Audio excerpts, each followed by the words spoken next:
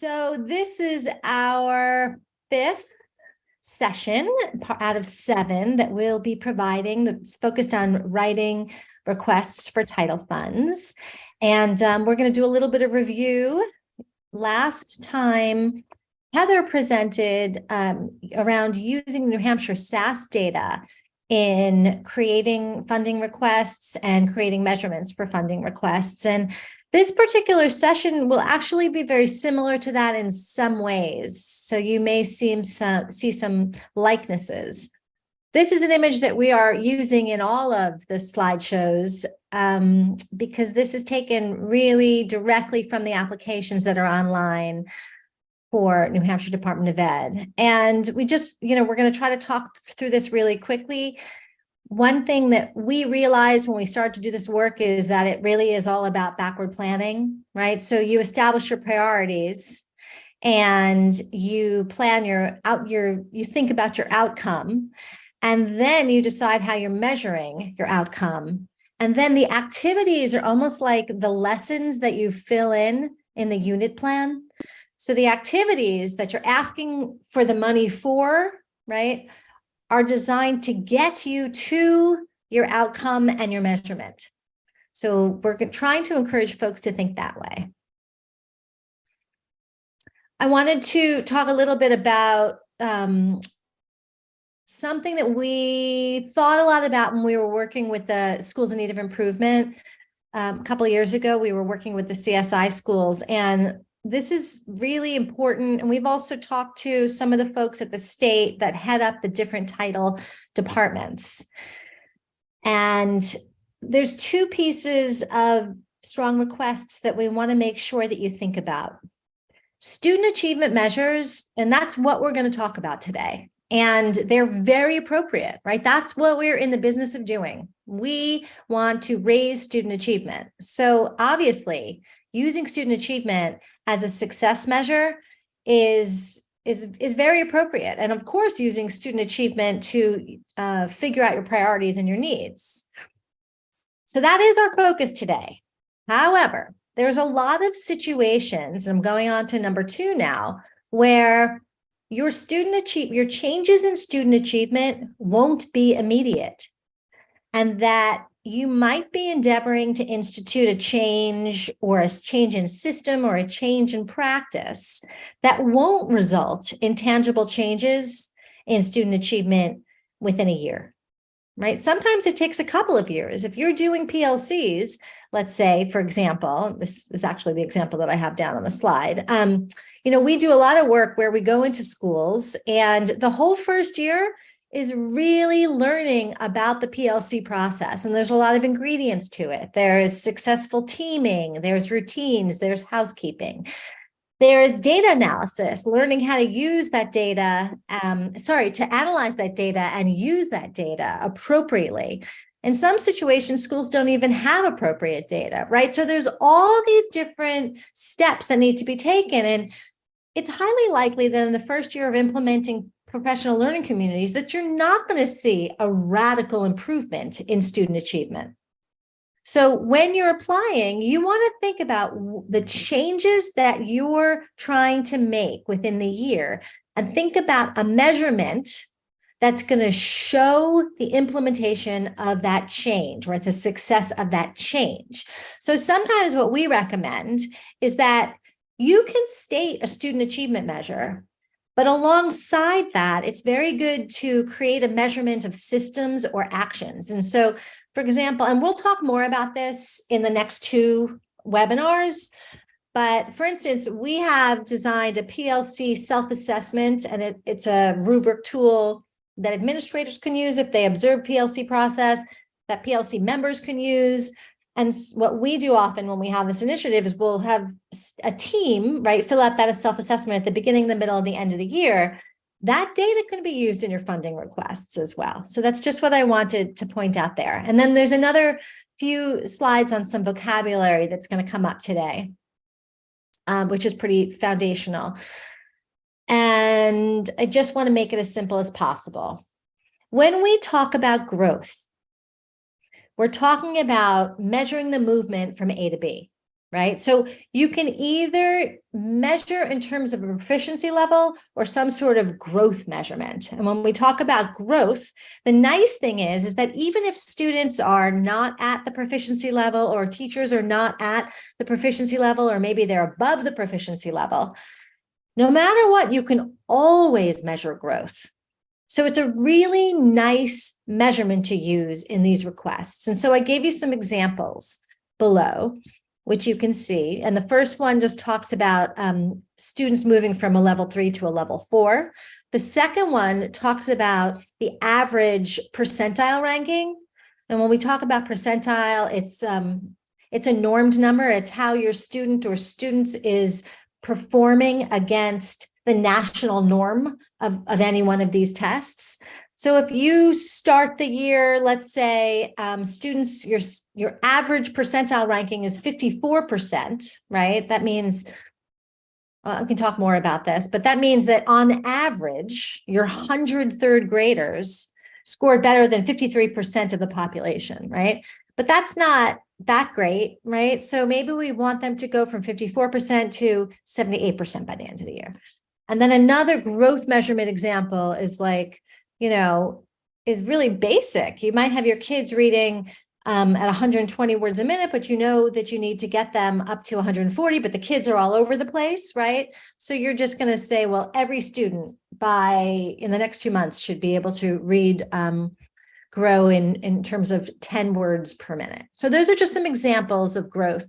I want to talk about percentile rank, which is what I started to talk about, and it's how a student compares to a nationally normed sample. So just this made it very clear for me when I started doing this work. A student in the 85th percentile scored better than 84 out of 100 students, right? That's great, just to make it clear. Now, student growth percentile was hard for me for a long time, and sometimes this continues to be hard for me to explain.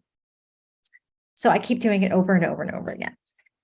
The student growth percentile ranges from 1 to 99, and it speaks to the amount of gains or progress a student has made compared to the students that scored similarly to that student in the first test event. Okay. So for instance, and I'm going to try to do this without rambling and being confusing. Of all of the students that took the test, there's going to be a group of students that scored, let's say, around the 30th percentile, meaning that they scored better than 29% of all the students that took the test. So of those handful of students, right, those handful of students are academic peers because they started at the same place. And the student growth percentile measures, compared to their peers that started in the same place, how much growth did they make? If you have questions, you can ask them. I will try to be even clearer. Student growth percentiles. So this makes it a little easier.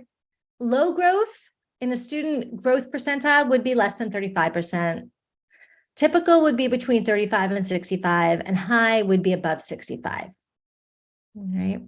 And then down here, I just have a little explanation, hoping to make it even clearer. So if John receives a student growth percentile of 70, it means he performed as well or better than 70% of the kids that scored the same as him originally. So for those kids, he did great. He made great growth. Now, if Emma receives a student growth percentile, I flipped my S and my P's and my G's, of 40 in math, she performed better than 40% of the kids that started where she was in that group. And that's more typical growth. Okay. And then just down here at the bottom, I gave a little example that 95% of our kids will score a student growth percentile in the average range, right? That's really.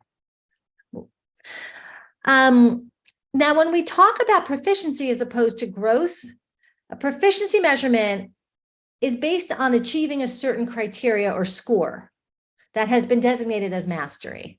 And I just listed some, and it's flat, it's static. So for instance, 85% of students will be in the secure range this June, by June 2024. That might, and we'll look at that in some of the examples that I have coming up. Or 65% of students will score level 3 or above on a holistic performance assessment rubric. So if you give a performance assessment and you want to use that performance assessment data in your funding requests, you're going to take the whole school's data, or if you're targeting your request to a certain grade level, this is a way that you could use that school-made, teacher-made performance assessment as a measurement tool in your requests.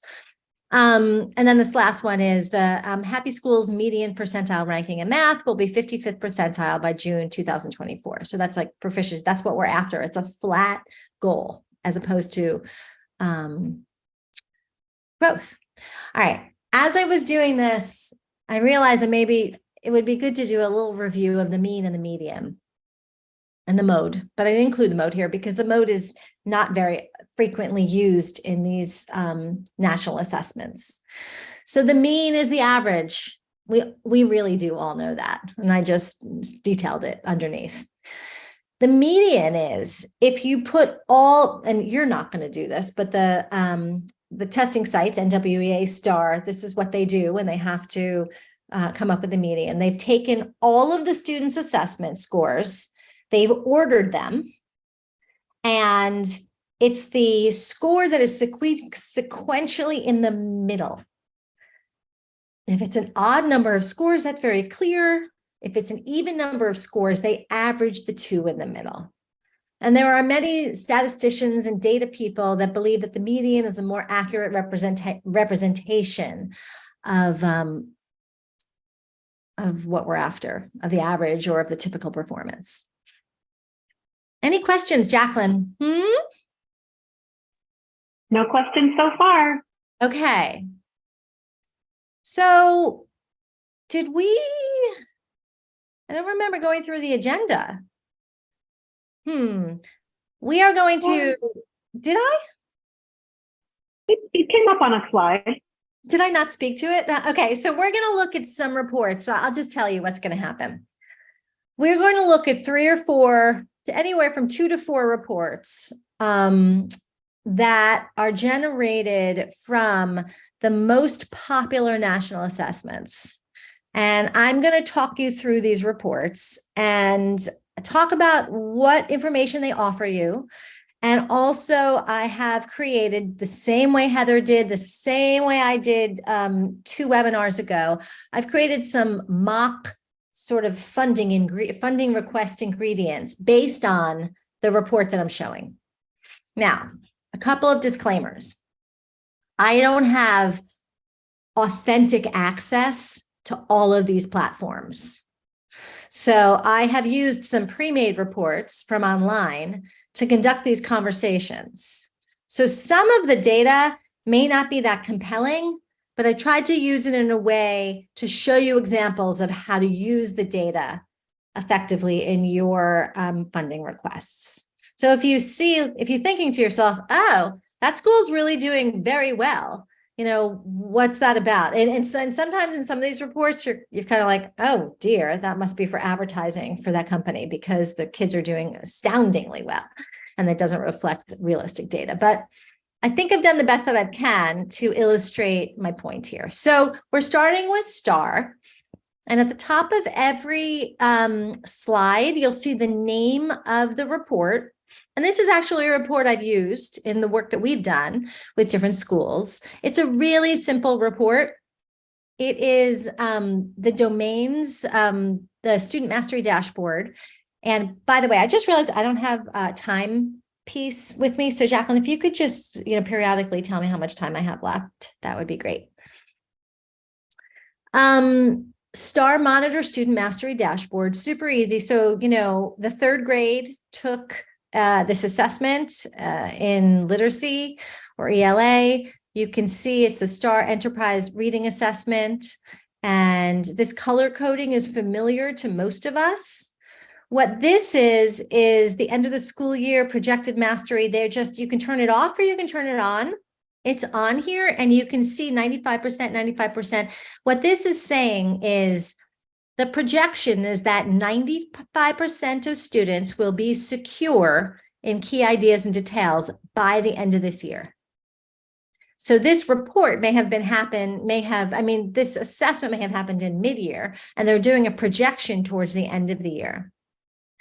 And what I've done here for my example is I've taken basically the lowest scoring domain, which is craft and structure, and I have made that a focus for the request that I'm going to model for you in a moment.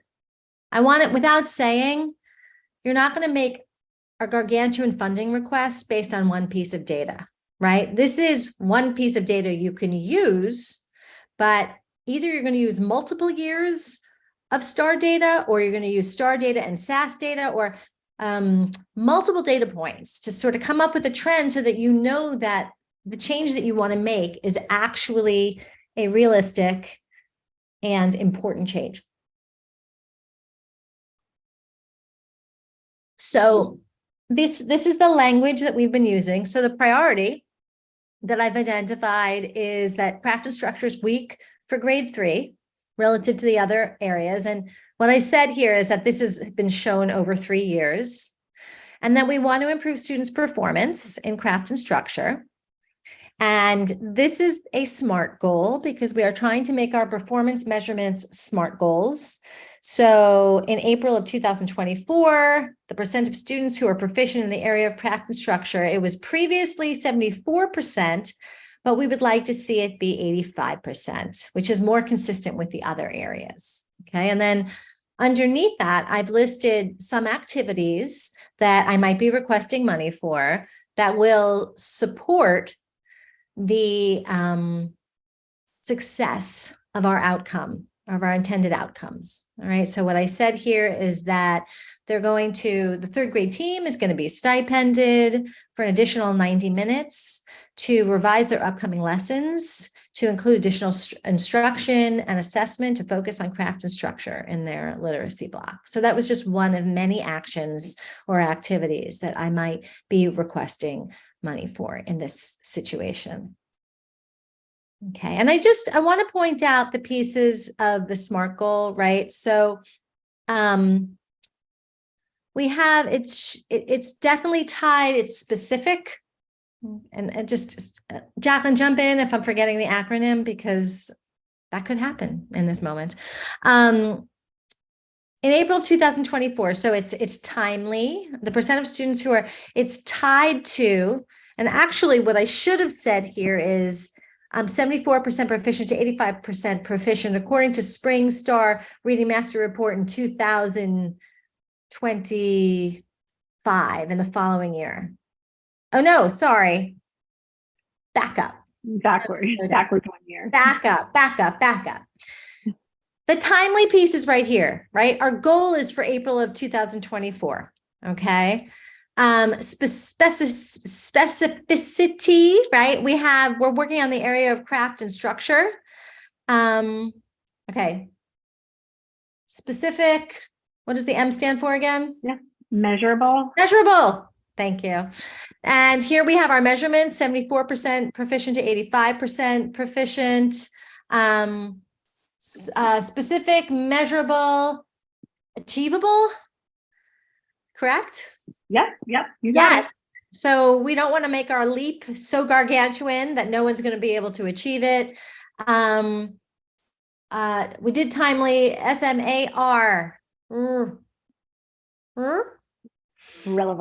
Relevant. Thank you. Craft and structure. I'm sorry, guys. I was explaining this, but I didn't plan to explain it. Craft and structure is very relevant because it's one of the major domains. And I would say of ELA domains, we have key ideas and details, and craft and structure are probably the most highly tested also in the SAS. Okay, I better get going. I'm doing a lot of talking. Here's another STAR math report. All right, and this is an interesting one. This shows you by classroom. And by the way, I've used only, the purpose of this is to highlight the reports that are most useful for you within these assessment systems. So here's another one, the STAR Math Growth proficiency chart by classroom.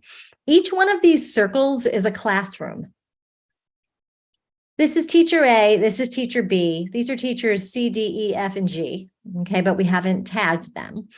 And I'm noticing here that teacher A and teacher B, the typical growth of their students is lagging behind the rest of the team. And this particular report was relevant to algebra, the algebra classes. And so let's just say theoretically, you looked at this report for a couple of years and you saw this pattern.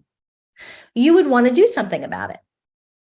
And you could apply for funding, and you could use title funding to set up a system to do something to help the teachers that were lagging.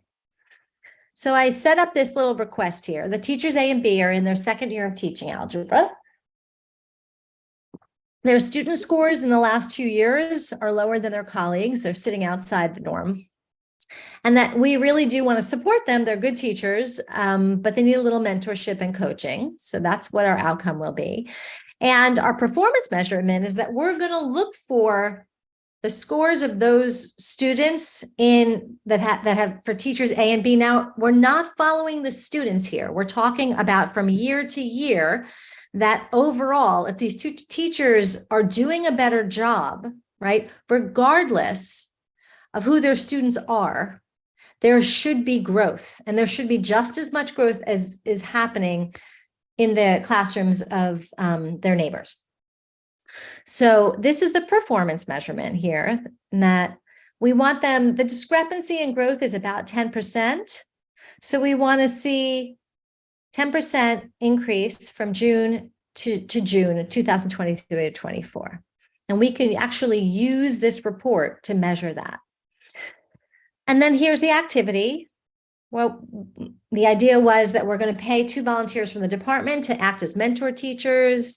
We'll send the 2 new teachers and the mentor teachers to a half-day training on how to set up effective mentorships. There's a lot more in terms of activities that you could request. Okay. A lot of it depends on the culture and climate of your building, on your resources, and so on. I was just trying to give an example. All right. Star Reading District Benchmark Proficiency. This is a cool report because it allows you to track longitudinal trends. Okay, so you can see that trend line there from the fall of 16-17, and then we go all the way to the spring of 18-19. And if you have data before that, and obviously after to 2023, you can track those trends per assessment event. There's some other interesting things that you can do here, which I wanted to show you. And this is high school data. So you can see here, it's filtered by 9th, 10th, and 11th grade, and for reading. And here we have compared primary ethnicities. So there's 2 lines here. And I think the person that generated this report was trying to make sure or look for any discrepancies in the progress between the Latin American students and the non-Latin American students. Okay, so we can see here on the left, it says reading Latina and reading white. Okay, so I guess it's not just non-Latina or Latino, it's students that are white. And they were using this as a comparison. Now, I've taken that information and taken into that account, assuming that they had a high number of Latin American students. But what I saw across the board is there's less of a discrepancy than there is just a general downturn in their abilities in terms of reading skills. So again, and we're not going to have endless numbers of these examples. I slowed down towards the end of the presentation, but I wanted to make sure that you all had plenty of examples. The priority was that basically reading scores have dropped dramatically for all high school students, 9th, 10th, and 11th grade. And we want our outcome for those scores to be higher. And here's the performance measurement. By June of 2026, 50% of students will score in the secure range as measured by Star Reading District Benchmark Proficiency. And whoops, sorry about that. Hold on.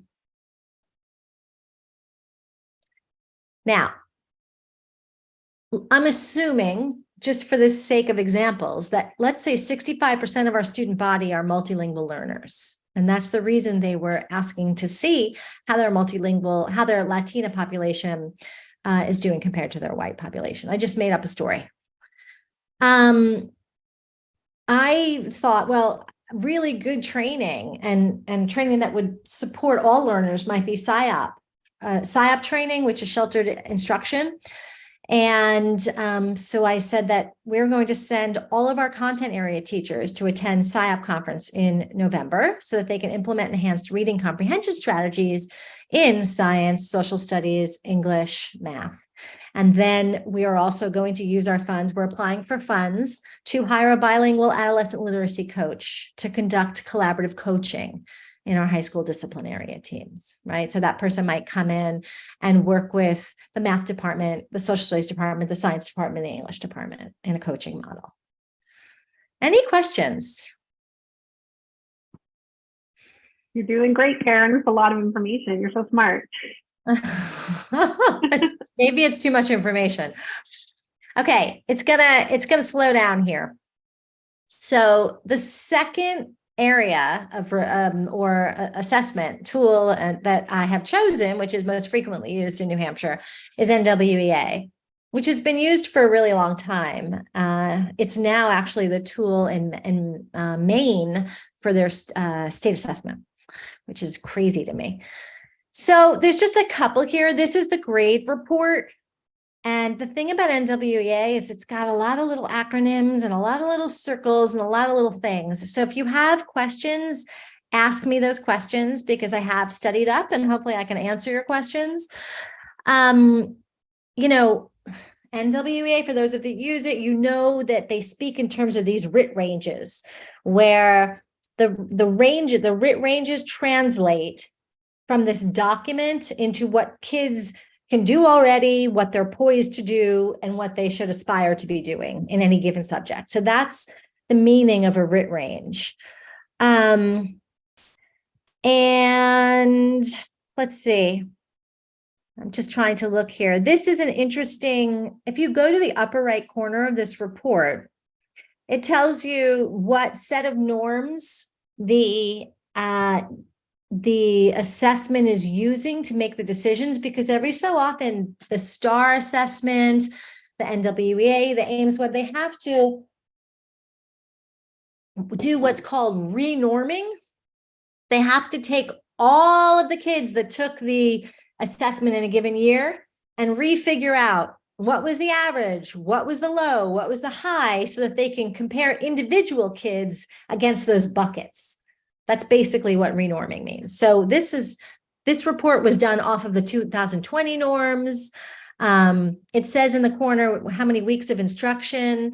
I would never base a funding request on 4 weeks of instruction, of data that's from 4 weeks of instruction, but let's pretend for a moment that it was the whole year's instruction, 40 weeks of instruction. And where it says grouping and small group display, groupings allows you to filter for male, for female, for ethnic group, and other student groups. Small group display allows you to see the data when there's less than 10 people in the group, if you put that on. I don't know whether that's interesting or not. Just to talk about, I'm going to go through this. I'm not going to talk about every little piece, but you can see the word mean there. Mean, that's the average RIT score, right? And standard deviation speaks to the variation of scores. A high number for standard deviation means there was a lot of variability, and a low number means that there was less variability. Okay. We come down here just to look where it says overall performance. This is the math assessment, and it's from 2017, so it's from an old report, but we see that the instructional areas are broken down here. So that's really great information.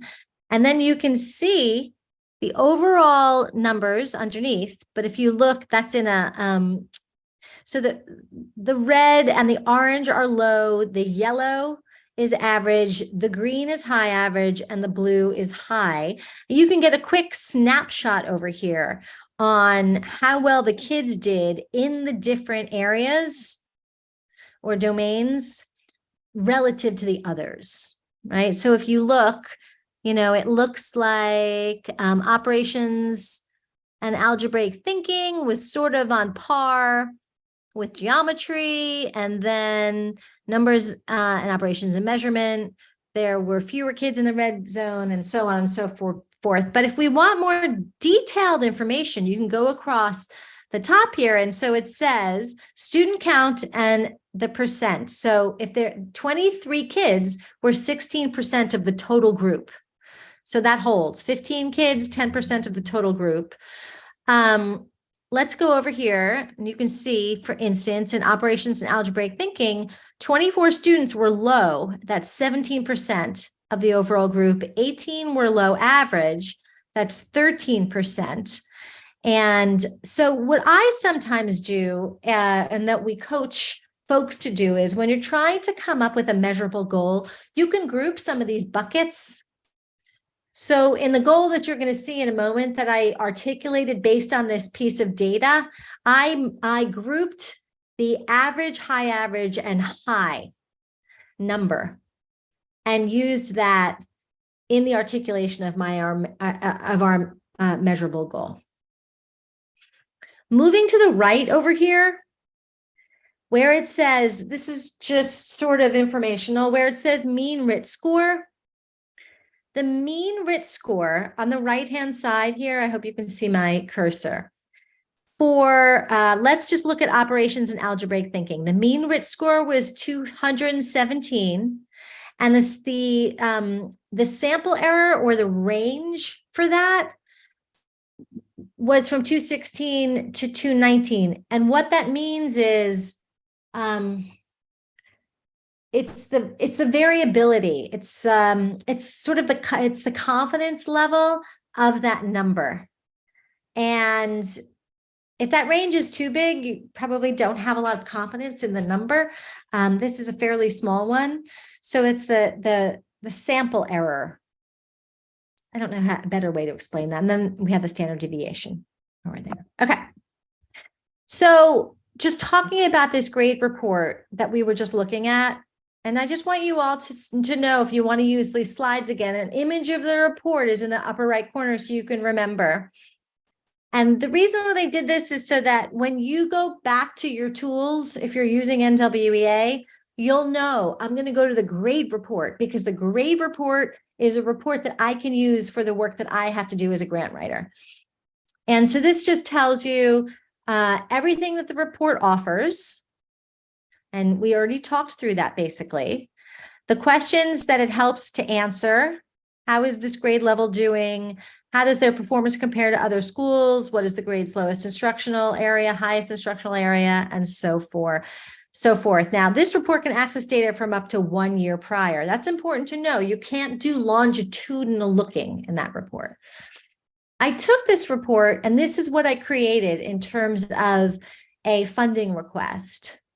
And what I said here was, numbers and operations seems, and this is again the assumption that we have collected more information than just this one report to articulate our priority. The outcome, the hoped for outcome is that students in grades 3 through 5 will engage in research supported tier 1 and tier 2 intervention focused on numbers and operations. And here's the performance measurement, and the total let's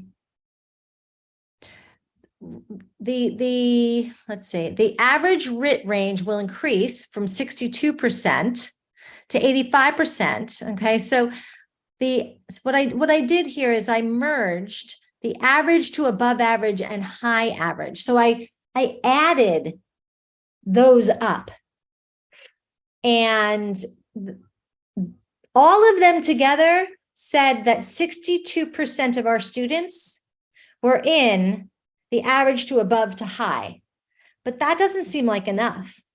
So I set my goal to be that 85% of kids would be in one of three of those areas, or the whole average to high average together in the area of numbers and operations. And by the way, numbers and operations is really just foundational in the standards and on our state assessment. And then I talked down here at the bottom about the activities that might get us to the place that we want to be.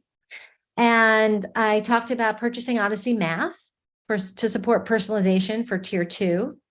And then I was going to use Title IV funds for that. Title II funds to be used to purchase.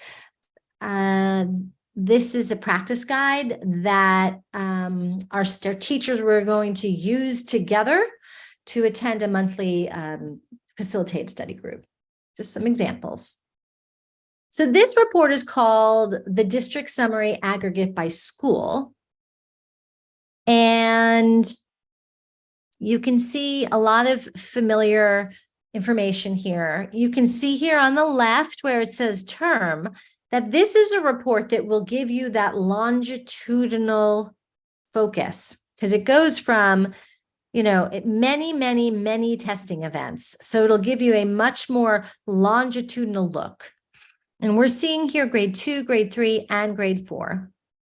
And we can see some of the pieces that we talked about earlier, the mean, the median, and they're slightly different. See, I do find that sort of interesting. So the mean RIT on row 2 is 192.2, but the median is 191.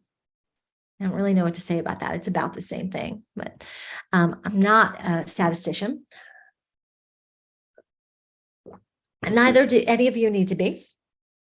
And you can see all of the different domains, operations and algebraic thinking, and the mean RITs and the standard deviations for each of those domains. And you can do comparisons by domains on how students are doing over time. And right here, I've just outlined that what the report offers, again, so that you'll know, and I'm not going to go through it word by word, because it's right there. But I do want you to know that you can filter and organize this report by gender, ethnicity, or even program. So if you wanted to look for how your students in special education were doing, or your multilingual learners were doing, then you could look at that data by that program and filter it, as long as your kids were uploaded in the system under that particular program.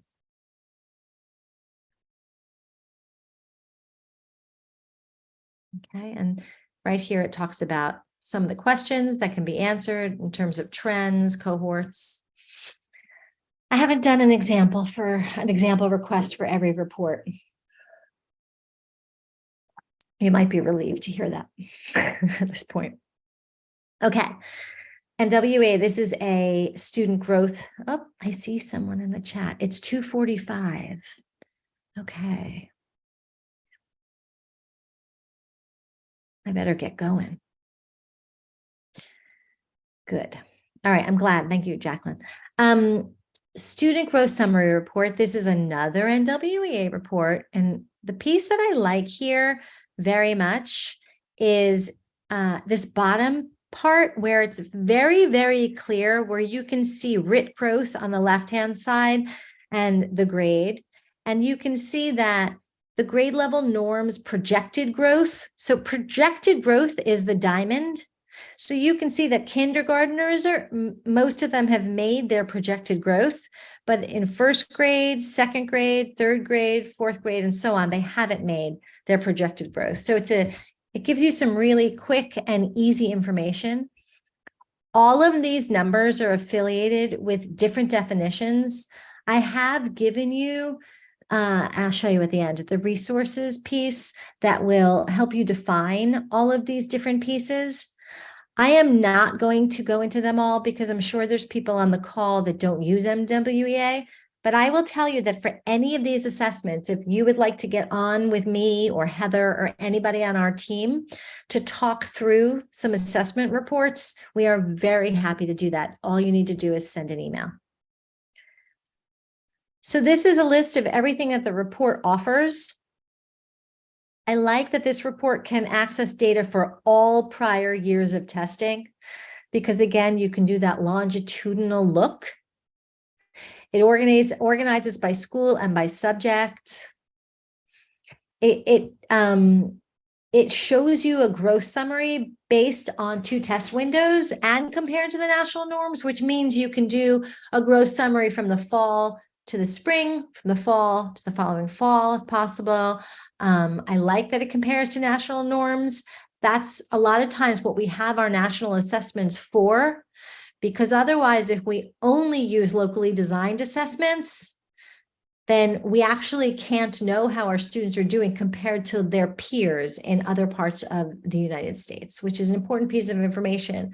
I've been to schools where kids were doing amazingly on those locally developed assessments, and the staff was feeling really wonderful. But then when they started using a nationally normed assessment, they found out that their locally developed assessments were not rigorous enough, and their kids were doing very poorly compared to their peers in the United States. And again, optional grouping organizes and calculates by gender, ethnicity, or program. And down here, there's some questions that can be answered with the student growth summary report. Trends over time, which grade levels are growing typically and which ones are not, and how does growth in each grade compare to other schools within the district or within the country. And this is a sample that I created. And what I pretended here was that the report that you looked at was for special education students. And that over time, we've been identified as TSI, which is a targeted school improvement federal accountability label, which means that you were identified because your special education population possibly was not matching the growth and the performance, but more so the growth, I think, with special ed for reading and math as the non-identified students in your building. So the performance assessment by 2027, growth measures for special education students will be comparable. So growth for special education students will be comparable to that of non-identified students at Happy School, according to the NWEA Student Growth Summary. And down here, I've requested funding for an additional special education teacher so that we could hire a teacher so we would have a special education teacher at each grade level. And they would all attend a 2-day workshop on co-teaching so that the special education teacher could work effectively in those classrooms. And they were going to have PLCs. All right. These are a couple more reports that I'm not going to go into for NWEA, but they are reports that would be useful for you as grant writers. This is the school profile report, and it breaks down into individual classrooms.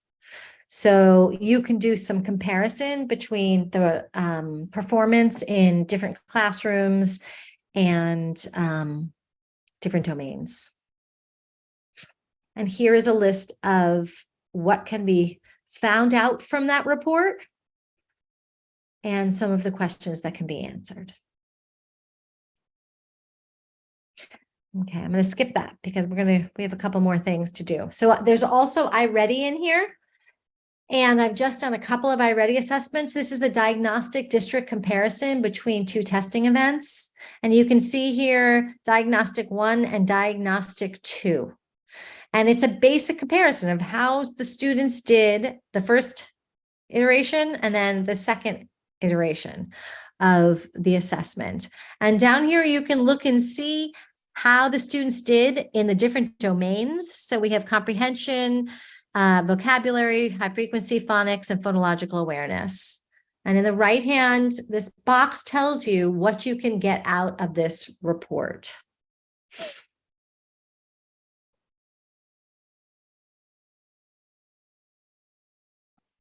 And what I took from this was that their comprehension was lagging compared to foundational skills. And let's say, once again, I'm not going to set a priority based on a singular measure. Let's say that we found that over 3 years, or that we looked at SAS, or whatever kind of information gathering you have done for your needs assessment. And the outcome is that we need to begin guided reading groups, which we haven't been doing at Happy School. So now we want to implement guided reading groups so that by June, Happy School District will have 10% positive growth in comprehension domains within every level of scoring on the iReady diagnostic comparison. And we're going to hire a site-based literacy coach is going to show us how to do guided reading groups. And we are going to buy multiple copies of books to do guided reading groups. This is a diagnostic growth for a school. And I'm not going to stay here very long, but it's a great report for grant writers because it really gives a nice view to look at progress towards proficiency and growth for a school or a grade or a class, and actually at the district level as well. So we have typical growth, we have stretch growth, and this is for students that started at a little bit of a lower performance level. We have the placement distribution and their progress to annual growth. And this is an example of an unrealistic, our students are not growing at 109%. It has a second piece.